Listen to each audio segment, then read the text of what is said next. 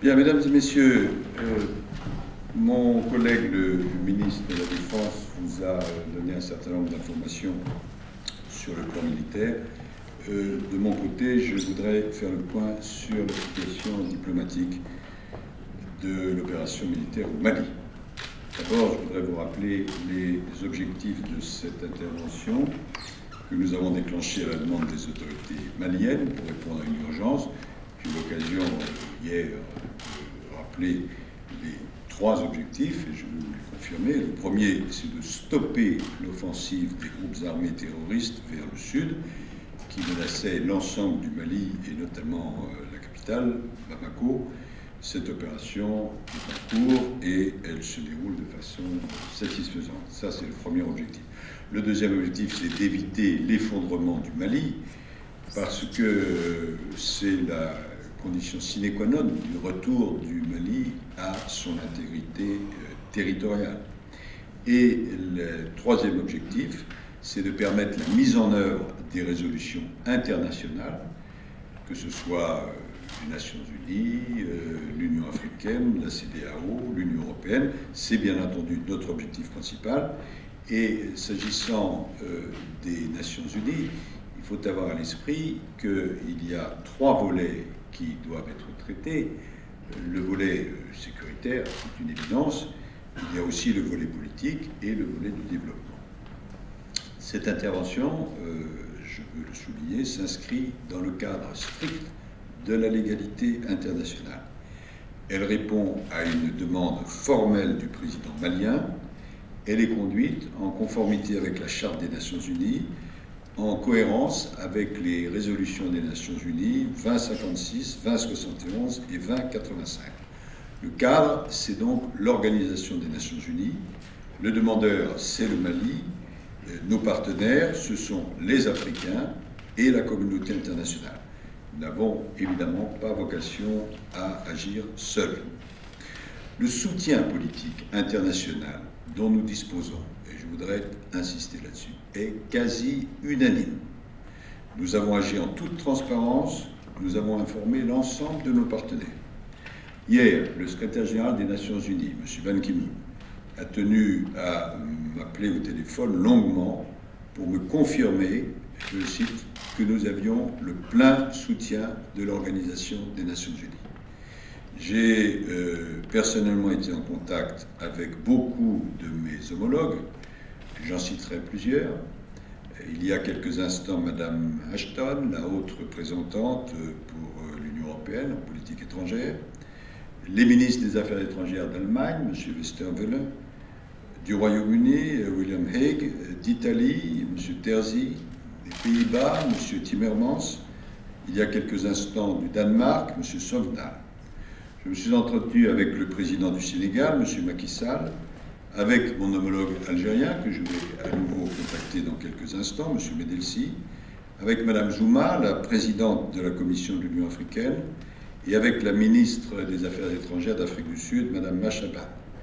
Tous m'ont confirmé le soutien de leur pays. Ce matin, j'ai reçu le ministre des Affaires étrangères du Mali, M. Koulibaly, qui m'a rendu visite pour faire le point au nom du président Traoré et du Premier ministre Sissoko, et m'a demandé de remettre au président français une lettre du président malien remerciant chaleureusement et profondément le peuple français au nom du peuple malien. Ce soutien de nos partenaires internationaux est également opérationnel. Plusieurs pays sont engagés à nos côtés. Le Royaume-Uni fournit des avions de transport tactiques et stratégiques. L'Allemagne examine une aide logistique, humanitaire et médicale. Les Belges nous fournissent des moyens de transport et le Danemark aussi. Les États-Unis nous apportent un soutien dans le domaine du transport, des communications et du renseignement. Les préparatifs s'accélèrent pour le déploiement d'une force ouest-africaine. Le Nigeria doit fournir 600 hommes. Le Niger, le Burkina, le Togo et le Sénégal ont annoncé l'envoi chacun de contingents d'environ 500 hommes et le Bénin 300. Le Tchad devrait également fournir un contingent important. D'autres soutiens encore sont annoncés.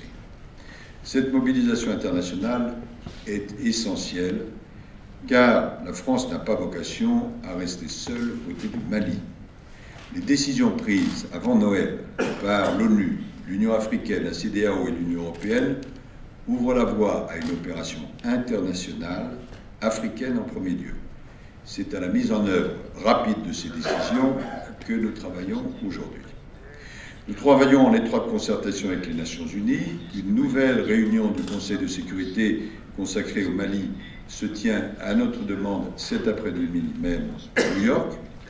Notre objectif est celui d'un déploiement aussi rapide que possible de ce qu'on appelle la MISMA, c'est-à-dire la mission de soutien au Mali. L'état-major est déjà en cours de déploiement à Bamako. Une conférence aura lieu demain sur place afin de planifier le déploiement des troupes. Une conférence des donateurs aura lieu à Addis Abeba à la fin du mois de janvier, en marge du sommet de l'Union africaine.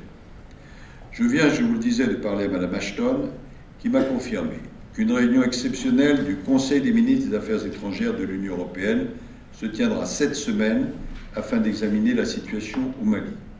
Nous y prendrons des décisions permettant d'accélérer le déploiement de la mission de formation et de conseil de l'Union européenne auprès de l'armée malienne. Nous devrons examiner aussi la participation que nos partenaires européens peuvent apporter au déploiement de cette MISMA.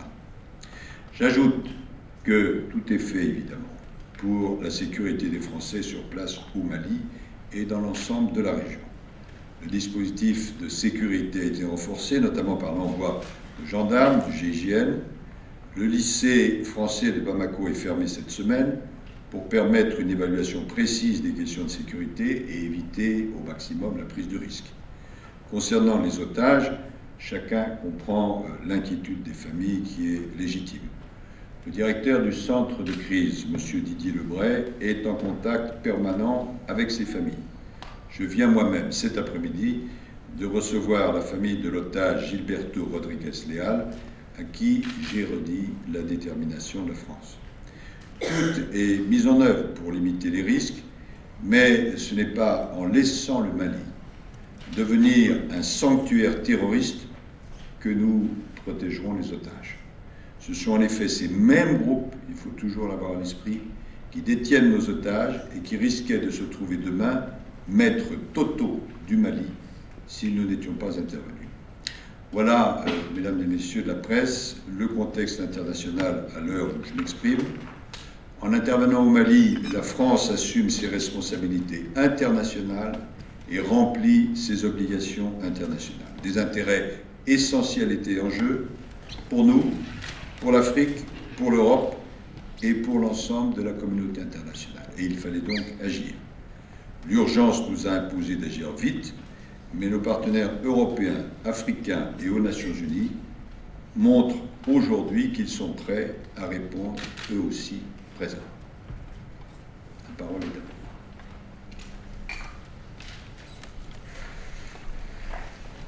Je vous en prie. Monsieur Pierre Julien, RTL. Une colonne djihadiste a pris la ville de Diabali, qui est à l'ouest du pays. Est-ce que ceci vous inquiète?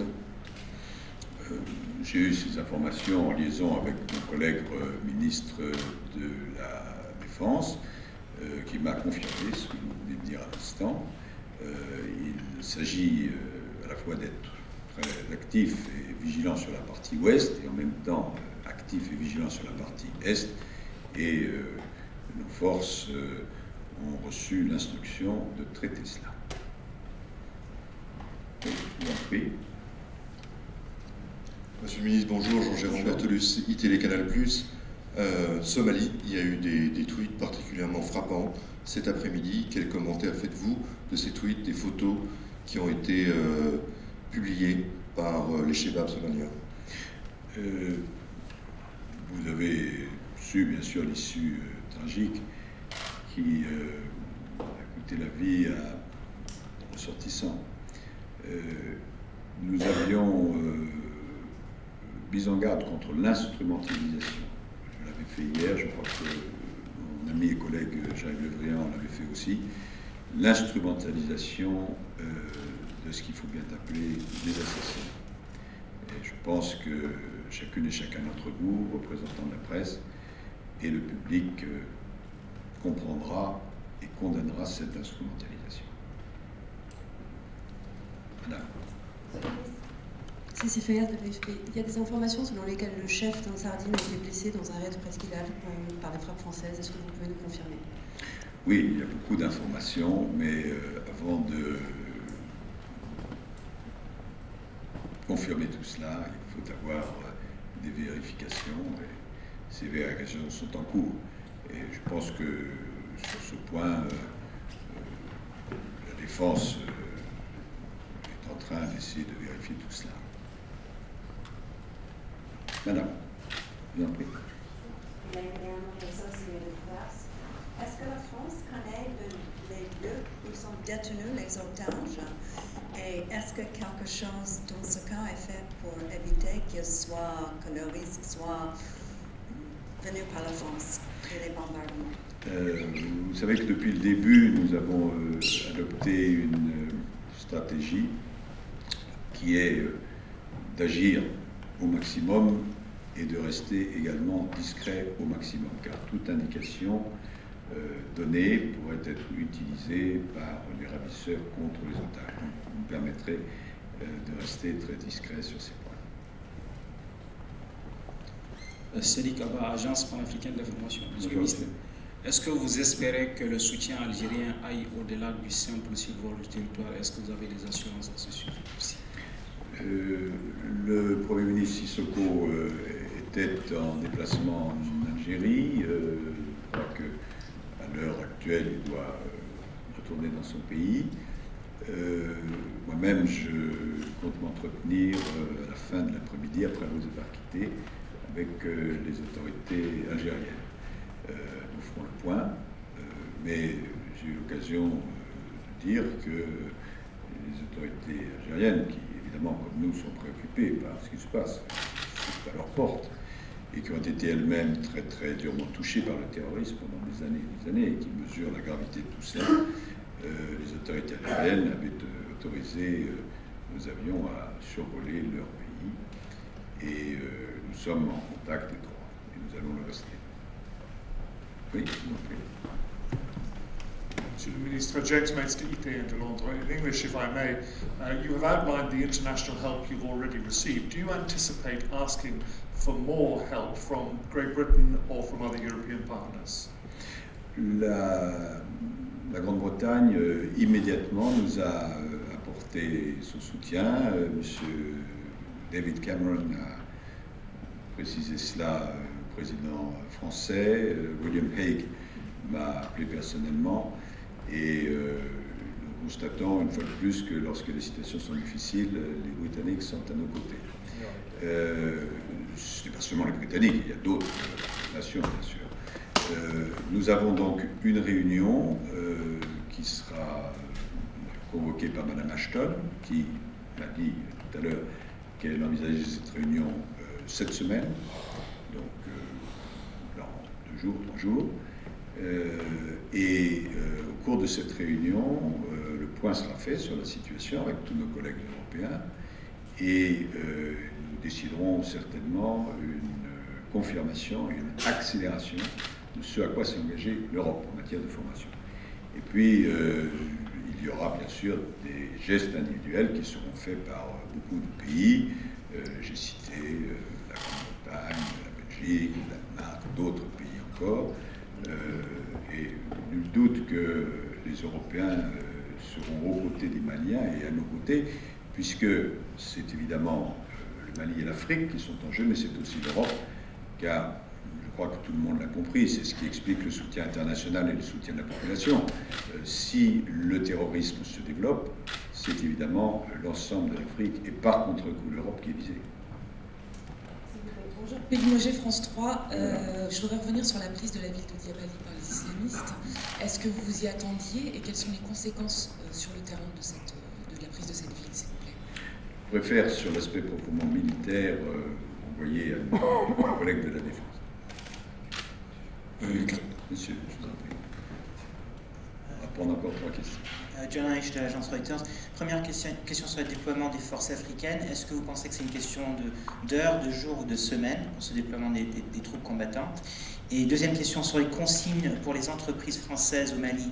Je pense au secteur BTP comme Bouygues. Est-ce qu'ils continuent à travailler ou est-ce que leurs chantiers ont été arrêtés? Est-ce qu'éventuellement vous rapatriez Sur le premier point, je vous ai dit que le chef d'état-major était maintenant à pied d'œuvre, que les annonces de contingents de troupes africaines avaient commencé d'être collectées et bien évidemment les autorités militaires et civiles vont faire le maximum pour que ces troupes soient engagées très rapidement, le plus rapidement possible bien sûr. Sur l'autre aspect qui est l'aspect entreprise, là où la maîtrise est assurée par les Maliens, il n'y a aucun problème, mais évidemment quand il s'agit des zones qui sont en difficulté ou sous le contrôle encore des terroristes, il n'y aura pas d'activité, mais il y en avait déjà pas. Grégoire Bizot, Libération. Excusez-moi de reprendre la question de mon confrère, mais elle est essentielle. Est-ce que vous pouvez nous donner quand même un élément de calendrier plus précis sur le déploiement des forces africaines au Mali? Vous dites le plus rapidement possible, mais ça veut dire quoi? Ça veut dire que la France va être seule pendant toute cette semaine sur les opérations ou vous attendez à des déploiements dès cette semaine? Est-ce que ça compte en jours ou en semaines ou en mois? Je peux simplement vous dire que le plus vite, à l'évidence, sera le mieux. Il y a des questions de transport, mais grâce en particulier à l'appui qui nous est donné par un certain nombre de pays, ces transports sont en train d'être opérés. Là aussi, mon collègue de la Défense chargé de ces questions sera peut-être plus précis que moi, mais l'objectif politique est clair, c'est le plus vite. Et juste sur l'Algérie, est-ce que vous considérez que l'Algérie soutient l'opération, la politique française au Mali? C'est un soutien plein et entier? Je ne vais pas m'exprimer à la place de nos amis algériens. Ils diront ce qu'ils souhaitent dire. Simplement, je peux vous dire que nous avons été et nous sommes en contact étroit avec eux et que lorsque nous avons fait une demande de survol, elle nous a été immédiatement accordée. La dernière question, madame, je vous en prie. Bonjour, pour la BBC World Service, je voudrais savoir qu'est-ce qu'il en a été de la réunion avec votre homologue malien. Il est venu pour adresser des remerciements, certes, mais il a peut-être eu également quelques demandes précises. Nous avons fait le point de la situation, bien sûr, puisque c'est lui qui représente le gouvernement malien. Nous avons fait le point sur la situation sur le terrain, nous avons fait le point sur la situation psychologique, nous avons fait le point sur les questions que vous avez posées et qui sont légitimes, sur l'aspect de l'apport des troupes africaines, sur la conférence des donateurs, également aussi sur la nécessité, aujourd'hui bien sûr, d'avoir une action sécuritaire, mais demain, ça ne veut pas dire mardi, mais dans un futur proche, de traiter aussi les aspects politiques qui sont nécessaires et les aspects de développement. Nous avons bien évidemment pris l'ensemble du sujet. Nous allons nous revoir rapidement car il est très possible qu'il se joigne à nous pour la réunion qui aura lieu en Europe entre les ministres des Affaires étrangères. Merci beaucoup.